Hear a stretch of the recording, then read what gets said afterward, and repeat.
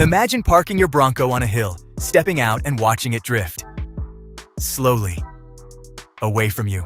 No warning, no drama, just your truck rolling into whatever is in its path because a piece of hardware nobody told you about quietly gave up on its one job. That is not a nightmare scenario someone invented to generate clicks. That is the exact situation Ford is confronting right now. And nearly 5,000 Bronco owners are sitting with this risk in their driveways every single day without knowing it is there. The recall covers Broncos from the IDY 2021 through 2025 model years. The problem originates at the joint connecting the transmission to the transfer case. When that joint is misaligned, the splines on both ends begin grinding against each other with every rotation of the drivetrain. Splines are the interlocking teeth that transfer rotational force between components. They are the mechanical handshake that makes power delivery possible. When they degrade prematurely, that handshake weakens, and the whole system that depends on it begins to break down in ways you cannot detect just by looking at the truck. Torque transfer becomes inconsistent. The vehicle hesitates when it should not. Small symptoms with large consequences waiting behind them. Here is where it stops being a mechanical story and becomes a safety story. One of the functions that depends on those splines being healthy is the park pawl. The park pawl is the physical pin inside the transmission that locks the drivetrain in position the moment you shift into park. When the splines degrade past a certain point, the park pawl cannot engage the way it was designed to. It cannot do its job. And if the park pawl fails to engage correctly, park is no longer a state your vehicle is in. It is just a symbol on your gear selector. A suggestion. A hope that the physics of the situation decide to cooperate with you. Ford says the warning signs are grinding or clunking sounds from the drivetrain. The machine is telling you something is wrong before it becomes dangerous. But the practical reality is that most people ignore those sounds, especially in a vehicle that was built for rough terrain and off-road use. A grind on a gravel trail is background noise. A clunk after a rocky ascent does not trigger alarm bells for someone who bought a truck to go places other vehicles cannot reach. Those same sounds in a minivan would send someone to the dealership immediately. In a Bronco, they get written off as character.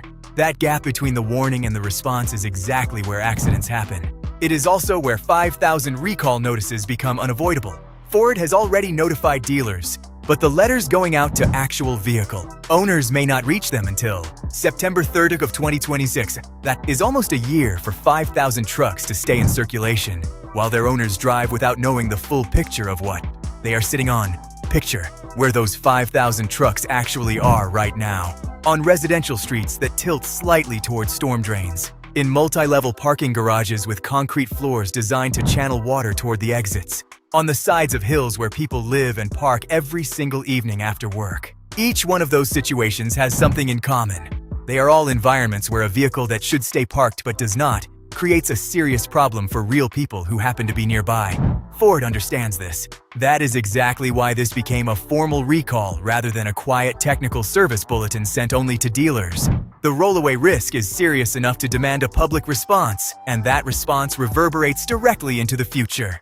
It lands on the 2027 Bronco in a way that cannot be separated from how that vehicle will be received. The 2027 model has not arrived yet. It exists right now in the space between what people want it to be and what Ford has to demonstrate it actually is. The 2021 through 2025 generation carried enormous symbolic weight.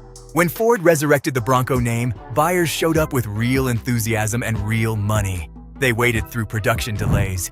They worked through early quality issues. They defended the truck online to people who were skeptical. That kind of loyalty is not infinite. It has edges. The 2027 cannot walk into that customer relationship carrying unresolved baggage. Whatever went wrong in the engineering process, whatever gap in quality control allowed a misaligned joint to pass through inspection and reach nearly 5,000 production vehicles, that needs to be examined at the level of cause, not just corrected, at the level of symptom. What Ford does between now and the moment the 2027 arrives at dealerships will define how it is received. More than any marketing campaign or feature announcement.